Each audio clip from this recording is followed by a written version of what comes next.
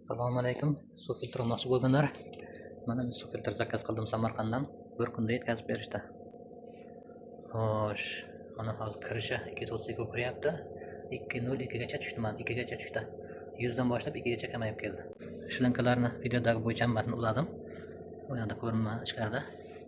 Hozir mana suvlarni kran suv bilan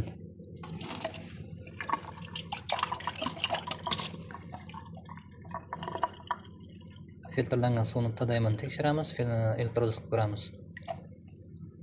Bu kran suvi. Bu sariq jumrakdagi suv.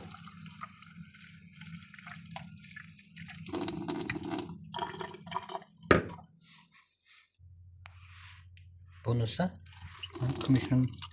kumush rang jumrakdan kelayotgan suvni ham tekshiramiz birdaniga.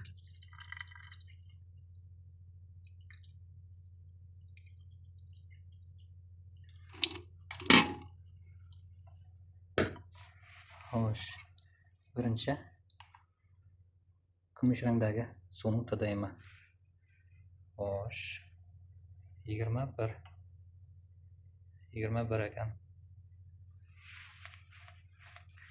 Bunisi mana 0. Sariq jumrakdagimiz 5 ko'rsatyapti.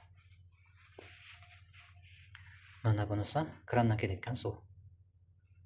290 ko'rsatyapti. Endi elektroliz qilamiz bularni. Kran suv bilan sariq jumrakdan kelgan suvni tekshiramiz.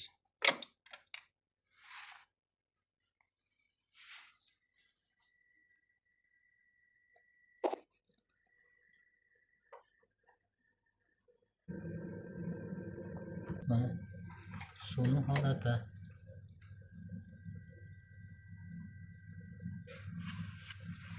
Tursa kelsa qaynab ketishi ham mumkin, juda qizib ketibdi.